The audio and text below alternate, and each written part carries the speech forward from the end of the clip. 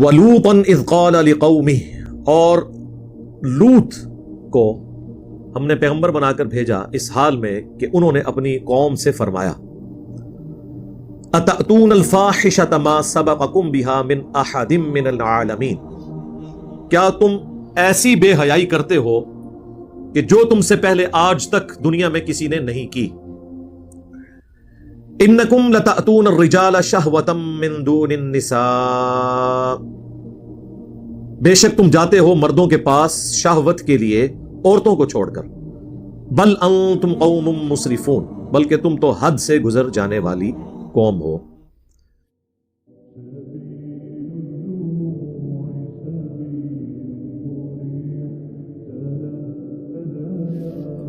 حضرت لوط علیہ السلام کا ذکر قرآن حکیم میں کئی ایک مقامات پہ ان کی قوم کے تفصیلی حالات آئے ہیں. ان میں سے ایک مقام سورۃ الاعراف بھی ہے. یہ حضرت ابراہیم علیہ السلام کے بھتیجے تھے. سورۃ العنکبوت میں آیا کہ ایک لوط ان پر ایمان لے کر آئے ابراہیم علیہ السلام پر.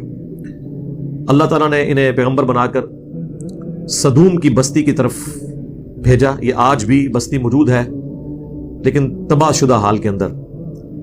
اردن اور فلسطین کے درمیان اس ٹریک میں یہ بستی آتی ہے. اس کے کھنڈرات اور جو عذاب کے اثرات وہ ابھی تک وہاں پر موجود ہیں. اس کی ویڈیوز یوٹیوب کے اوپر ریئل ٹائم موجود ہیں، جس نے دیکھنی ہو وہ دیکھ سکتا ہے. انگلش میں ہم سڈوم، کیونکہ وہ ڈی یوز ہوتا ہے، سوڈومی کی ٹرم اس عمل کے لیے ہے. ہومو سیکچولیٹی بعض لوگ اس کے لیے لواطت قوم لوط کی وجہ سے استعمال کرتے ہیں، بلکہ یہ سارے الفاظ اس کے لیے استعمال ہوتے ہیں. اور اس کا ذکر تورات کے اندر بھی موجود ہے. حضرت لوط علیہ السلام پر صرف ان کی 2 بیٹیاں ایمان لے کر آئیں. ان کی اپنی بیوی بھی کافرہ تھی، وہ بھی قوم کے ساتھ برباد کر دی گئی. کوئی ان پر ایمان نہیں لے کر آیا سوائے 2 بیٹیوں کے. ان کی قوم جو ہے وہ مردوں کے ساتھ بدفعلی کے کبھی گناہ کے اندر مبتلا تھی، جس کی باقیات آج کل آپ کو مدارس میں، بعض کالجز یونیورسٹیز کے ہاسٹلز میں بھی نظر آتی ہیں. اور اس حوالے سے میں کافی دفعہ بول چکا ہوں. آپ کو پتہ ہے جب وہ مفتی عزیز صاحب کی ویڈیو لیک ہوئی تھی اس کانٹیکسٹ میں بھی قوم لوط کا عمل مدارس کے اندر، یہ آپ یوٹیوب پہ لکھیں، لاکھوں لوگوں نے وہ ویڈیو دیکھی ہے. مسند احمد میں حدیث ہے، مشکات میں بھی یہ ساری احادیث موجود ہیں. آپ کو کتاب النکاح چیپٹر میں یہ احادیث مل جائیں گی اینڈ پہ جا کے، اور کتاب الحدود چیپٹر جو مشکات کا ہے، جس میں گناہوں کی سزا کیا ہے مختلف گناہوں کی، اس کانٹیکسٹ میں بھی آپ کو یہ ساری احادیث مل جائیں گی. پرائمری بکس مسند احمد، جامعہ ترمذی کے اندر تفصیل کے ساتھ یہ احادیث موجود ہیں. مسند احمد میں حدیث ہے کہ ایسا شخص ملعون ہے جو یہ بدفعلی کا عمل کرتا ہے، چاہے وہ مرد کے ساتھ کرے خواہ وہ عورت کے ساتھ. اور جامعہ ترمذی کے اندر حدیث موجود ہے کہ اللہ تعالیٰ ایسے شخص کی طرف نظر رحمت نہیں فرماتا جو مرد کے ساتھ یا کسی عورت کے ساتھ خواہ وہ اس کی بیوی ہو اس طرح کا عمل کرے. جامعہ ترمذی اور ابو داؤد کے اندر موجود ہے کہ ایسے لوگوں کی سزا یہ ہے کہ فاعل اور مفعول دونوں کو قتل کر دیا جائے اگر وہ بالرضا کر رہے ہیں، اور اگر ظاہر ہے کہ بالجبر ہوا ہے تو پھر صرف فاعل کے ساتھ یہ معاملہ کیا جائے گا. ابن عباس کا فتویٰ موجود ہے مصنف ابن ابی شیبہ کے اندر کہ وہ فرمایا کرتے تھے کہ ایسا عمل کرنے والوں کی سزا یہ ہے جو خلفائے راشدین نے بھی مقرر کی کہ اسے اس علاقے کی سب سے اونچی بلڈنگ سے زمین پر پٹکا جائے، مر جائے تو ٹھیک، اور اگر زخمی حالت میں ہو تو پھر پتھر مار مار کر اسے ہلاک کر دیا جائے. یہ اس کی سزا ہے. کتنی سخت سزا ہے آپ اندازہ کریں اس عمل کی. اور یہ سزا قرآن سے ہی ڈیٹیکٹ کی گئی ہے. آگے اس قوم پر جو اللہ کا عذاب نازل ہوا اس میں بھی یہی تھا کہ اللہ تعالیٰ نے اس پوری بستی کو، فرشتوں کو حکم دیا کہ اسے اٹھائیں اور بلندی سے الٹا کر کے پٹک دیں، اور اس کے بعد ان پر پتھروں کی بارش ہوئی. آج بھی سائنٹیفکلی یہ چیز ثابت ہے کہ وہاں پر ایک آتش فشاں پہاڑ پھٹا تھا جس سے لاوا اور پتھر نکلے تھے، جس سے وہ قوم تباہ کر دی گئی. ظاہر ہے اس کی سائنٹیفک ریزن تو ہوتی ہے. اللہ تعالیٰ کی طرف سے جو زلزلے کی شکل میں عذاب آتا ہے یا چنگھاڑ کی شکل میں آتا ہے یا تیز ہوا چلنے کی شکل میں آتا ہے، اس کے لیے کوئی نہ کوئی سائنٹیفک ریزن تو ہوتی ہے. اللہ تعالیٰ ایکٹیویٹ کرتا ہے ان چیزوں کو. بہرحال اس چیز کو مانتے ہیں کہ ایک بستی تھی. آج بھی ان کے جو فاسلز ہیں وہاں پہ موجود ہیں. ایون جو لوگ گھروں میں ہیں وہ اوندے منہ اسی طریقے سے پڑے ہوئے ہیں، آج بھی اسی حالت میں وہ پتھر بن گئے ہوئے ہیں. وہ ساری ویڈیوز اویلیبل ہیں ریئل ٹائم. وہ سدوم کی بستی ہے. انگلش میں اس عمل کو سوڈومی کہا جاتا ہے. آپ گوگل پہ جا کے لکھیں تو آپ کو وہ قوم سدوم کے بارے میں سب کچھ مل جائے گا، چونکہ یہ تورات کے اندر بھی اس واقعے کا ذکر موجود تھا. لہذا یہ یاد رکھیں دنیا میں جتنی بھی اخلاقی برائیاں ہیں ان کے لیے جتنی ٹرمز ہیں وہ الہامی کتابوں سے ہی ڈیوائز کی گئی ہیں, اور جتنی اخلاقی اچھائیاں ہیں ان کے لیے جتنی ٹرمز ہیں وہ بھی الہامی کتابوں سے ڈیڈکٹ کی گئی ہیں. کیونکہ انسان اخلاقی قوانین نہیں بنا سکتا. مرد بنائیں گے تو اپنے حقوق کی بات کریں گی, عورتیں بنائیں گے تو اپنے حقوق کی بات کریں گی. اللہ تعالیٰ اخلاقی قوانین خود بناتا ہے, اور یہاں پر بھی اللہ تبارک و تعالیٰ نے اس قوم کا ذکر کیا تاکہ لوگ اس برائی سے بچیں. اب جب حضرت لوط علیہ السلام نے ان کو کہا کہ تم جو اللہ تعالیٰ نے عورت یعنی بیویاں بنائی ہیں ان کی بجائے تم یہ والا کام کرتے ہو, بل انتم قوم مسرفون, بلکہ تم حد سے بڑھنے والے ہو, تو اس کے جواب میں انہوں نے کیا کہا, وما کان جواب قومی, اور ان کی قوم کا جواب نہیں تھا الا مگر یہ ان قالوا اخرجوہم من قریتکم, کہ وہ سب کے سب کہنا شروع ہو گئے کہ اس کو جو ہے نا وہ اس بستی سے نکال دو. انہم اناس یتطہرون, یہ بڑے پاک باز لوگ بننا چاہتے ہیں, یعنی حضرت لوط اور ان کی 2 بیٹیاں. اور تو کوئی ایمان ہی نہیں لے کے آیا تھا. یہ ہوتا ہے جب آپ کے پاس دلائل ختم ہو جائیں, پھر آخری حال یہ ہوتا ہے کہ آپ ان کو یہاں سے نکال دو. ٹھیک ہے تم نے اپنا اسلام لے کے رکھنا ہے تو جاؤ یہاں سے تم نکل جاؤ, ہم تو برے لوگ ہیں, ہم میں رہو ہی نہ, بجائے یہ کہ اپنی برائی کو مان لیں. یہاں آج علماء بھی آپ کو یہ کرتے ہیں, آپ کسی کو مشورہ دیں کہ میرے بھائی یہ سنت کے مطابق یہ عمل ہے, وہ کہتے ہیں جی آپ کا دل کرتا ہے تو ٹھیک ہے, ادروائز آپ ہماری مسجد سے نکل جائیں. سیم وہی انالوجی ہے, فارمولے سیم ہے, ہر جگہ آپ کو وہ اپلائی ہوتے ہوئے نظر آئیں گے. اچھا یہاں پہ آپ دیکھیں ایک لفظ استعمال ہوا ہے جواب. یہ جواب عربی کا لفظ ہے, اردو میں بھی استعمال ہوتا ہے. اچھا اردو میں عموماً لوگ اردو بولتے ہوئے جواب کہتے ہیں, وہ لفظ غلط ہے. اصل لفظ ہے اردو میں جواب, کیونکہ عربی سے ہے نا, جیم کے اوپر کیا ہے زبر, اور جواب کس کا ہوتا ہے سؤال. اردو میں ہم اسے زبر سے پڑھتے ہیں سوال. سوال لفظ غلط ہے, یعنی اردو میں جو آپ بول رہے ہیں اس کے بالکل الٹ ہے. سوال کے اوپر زبر ہے اردو کے اندر جو ہم بول رہے ہوتے ہیں, لیکن اصل لفظ کیا ہے سؤال. واو بھی کوئی نہیں, سین پہ پیش, واو کے بعد وہ جو الف ہے وہ حمزہ اس کے اوپر ہے, سؤال. سؤال اور جواب, لیکن ہم کیا بول رہے ہوتے ہیں سوالو جواب, یا جواب بھی بات بول دیتے ہیں, یہ لفظ جواب ہے. یہ لفظ آ گیا. اردو میں بعض اوقات ڈکشنری میں آپ کو الفاظ نہ مل رہے ہو تو قرآن میں آپ کو کافی سارے الفاظ مل جائیں گے جس سے آپ کو پتہ چل جائے گا کہ اس میں یہاں پہ زبر آتی ہے یا زیر آتی ہے یا پیش آتی ہے. فَأَنْجَيْنَاهُ وَأَهْلَهُ إِلَّا امْرَأَتَهُ, تو اللہ تعالیٰ فرماتا ہے ہم نے نجات دے دی انہیں اور ان کے گھر والوں کو سوائے ان کی بیوی کے. کانت من الغابرین, وہ بھی پیچھے رہنے والوں میں شامل ہو گئی. یہ 2 پیغمبر ایسے ہیں جن کی بیویاں بھی کافرہ تھیں, حضرت لوط اور نوح علیہ السلام. وَأَمْطَرْنَا عَلَيْهِمْ مَطَرًا, اور ہم نے ان پر برسایا می پتھروں کا. فَانظُرْ كَيْفَ كَانَ عَاقِبَةُ الْمُجْرِمِينَ, تو پھر دیکھو کیسا انجام ہوا ایسے مجرمین کا. اب یہاں پہ وہ تفصیلی واقعہ نہیں آیا, بس یہاں پہ یہ کنکلوڈ ہو گیا. قرآن حکیم میں سورۃ الحجر کے اندر تفصیل سے یہ واقعہ آئے گا کہ ان کے اوپر پتھروں کی بارش ہوئی تھی. پھر سورۃ الذاریات میں آئے گا کہ حضرت ابراہیم علیہ السلام کے پاس فرشتے آئے انسانی شکل میں, اور حضرت ابراہیم ان کے لیے بھنا ہوا بچڑا لے کر آ گئے. جب انہوں نے دیکھا یہ تو کھانا نہیں کھا رہے, اور اس زمانے کے اندر جب کوئی آپ کا نمک نہ کھائے تو اس کا مطلب ہوتا تھا کہ یہ آپ کا دشمن ہے, کیونکہ اتنی غیرت اس وقت لوگوں میں موجود تھی کہ اگر کسی کے گھر سے نمک کھایا نا تو آپ اس کے خلاف نیگیٹو ایکٹیویٹی پرفارم نہیں کرنی. تو حضرت ابراہیم علیہ السلام دل میں گھبرا گئے کہ یہ مجھے نقصان پہنچانے آیا ہے. تو پھر فرشتوں نے تسلی دی کہ ہم فرشتے ہیں, انسانی شکل میں آئے ہیں. اب اتنے واقعے سے ہی آپ کو کتنے عقائد کلیئر ہو گئے. حضرت ابراہیم علیہ السلام کو پتہ ہی نہیں چلا یہ فرشتے ہیں جو انسانی شکل میں آئے. علم غیب کا عقیدہ بھی کلیئر ہو گیا کہ اس وقت ہوتا ہے جب اللہ بتاتا ہے.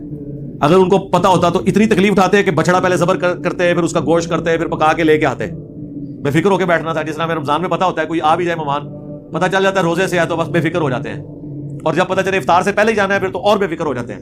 ٹھیک ہے, تو ابراہیم علیہ السلام بے فکر ہو جاتے ہیں, نہیں ہوئے.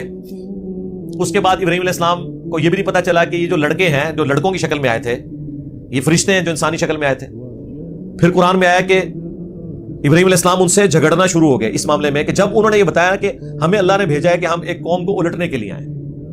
تو حضرت ابراہیم نے پوچھا کون سی قوم؟ تو انہوں نے کہا وہ سدوم کی جو بستی ہے. تو حضرت ابراہیم نے فوراً کہا کہ وہاں تو لوط بھی ہے میرا بھتیجا. حالانکہ حضرت ابراہیم کو بھی پتا تھا، لیکن پیغمبر رقیق القلب ہوتے ہیں، تو انہوں نے کہا کہ ہمیں پتا ہے ان کو اور ان کے گھر والوں کو ہم بچا لیں گے سوائے ان کی بیوی کے، 2 بیٹیاں ان کی بچیں گی اور وہ بچیں گے. ٹھیک ہے، یہ تو خیر انہوں نے بعد میں اس کی تعداد بتائی. پہلے حضرت ابراہیم کے بارے میں قرآن میں آتا ہے کہ حضرت ابراہیم جھگڑا کرنا شروع ہو گیا ان کے ساتھ اس بات پہ کہ کسی طریقے سے عذاب ٹال جائے، اور حضرت ابراہیم نے اپنی طرف سے، اب یہ جو آگے ڈیٹیل ہے نا، جھگڑنے کا ذکر قرآن میں ہے کہ بحث شروع کر دی، لیکن وہ تفصیل کیا ہے وہ تورات میں ہمیں ملتی ہے کہ حضرت ابراہیم نے کہا کہ اچھا مجھ سے تم یہ وعدہ کرو کہ اگر 10 بندے نکل آئے ایمان والے تم اس بستی کو نہیں الٹو گے.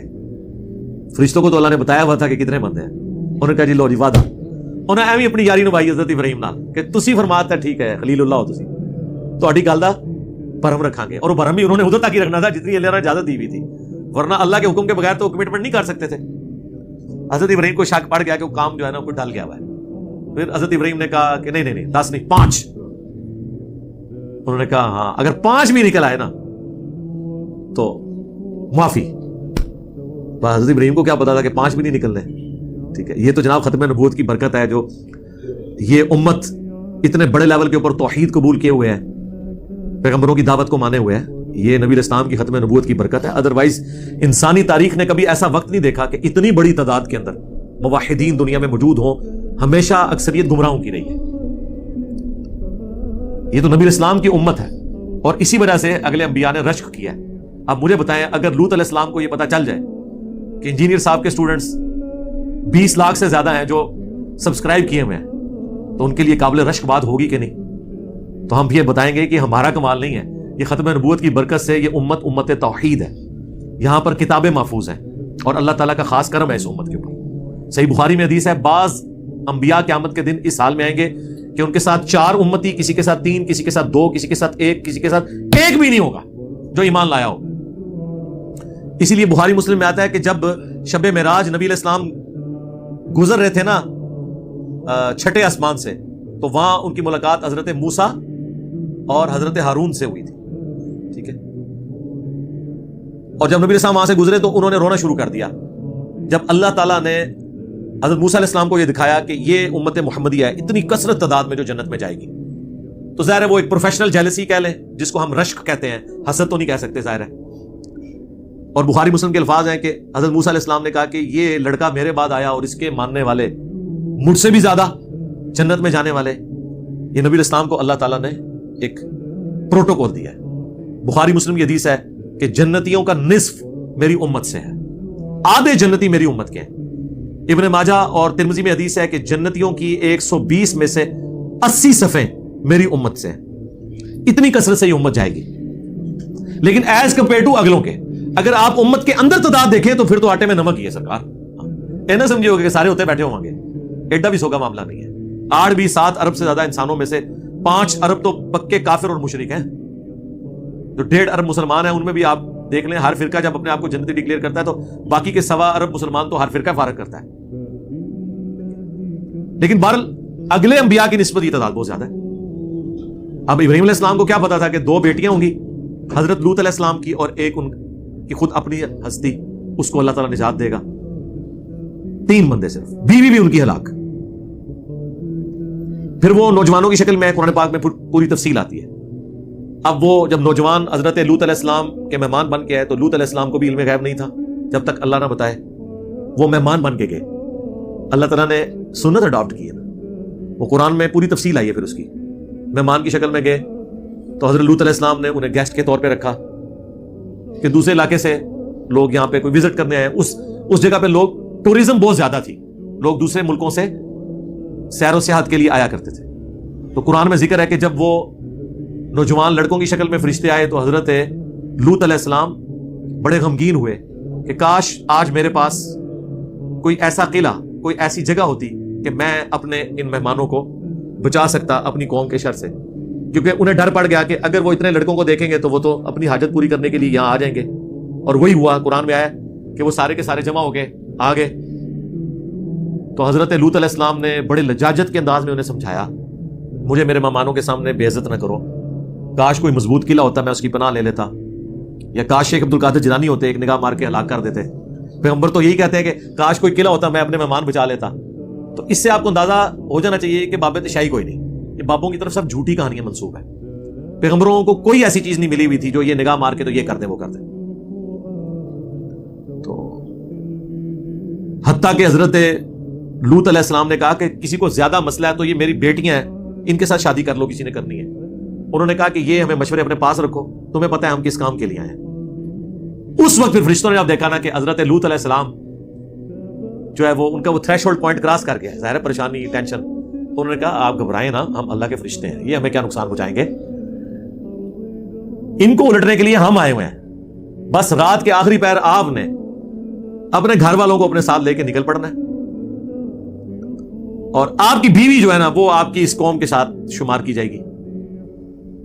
باقی آپ اپنی بیٹیوں کو, پوری قوم میں سے ایک مرد نہیں نکلا, ایک مرد کا بچہ نہیں نکلا جو حضرت لوط علیہ السلام پر ایمان لایا ہو. 2 بیٹیاں, اور کہا کہ آپ رات کے آخری پہر لے کے نکلیں, ان کے اوپر عذاب آئے گا, ہمیں حکم ہے کہ ہم اس بستی کو الٹیں گے اور ان پہ پتھروں کی بارش ہوگی. وہی ہوا, حضرت لوط علیہ السلام اپنی بیٹیوں کو, بیوی کو بھی ساتھ لے کے نکل پڑے. ظاہر ہے بندے فیملی کا تو ایک ہوتا ہے نا سلسلہ, اگرچہ انہیں بتا دیا گیا تھا اس نے کو نہیں بچنا, ان کا چلو ایک آخری ٹرائی مار کے دیکھ لوں, لیکن آپ کو پتا ہے کہ موت کے غرغرے سے پہلے پہلے توبہ قبول ہوتی ہے. چونکہ اللہ نے عذاب کا فیصلہ کر لیا تھا, اگرچہ اس کی ایگزیکیوشن چند گھنٹے بعد ہوئی, لیکن فیصلہ ہو چکا تھا. اس سے پہلے تو وہ ایمان نہیں لائی تھی, نہ بعد میں اس نے لانا تھا. تو حتیٰ کہ قرآن میں یہاں تک الفاظ ہیں کہ ہر بندے کے نام کا پتھر ہم نے مخصوص کیا ہوا تھا اللہ کی طرف سے.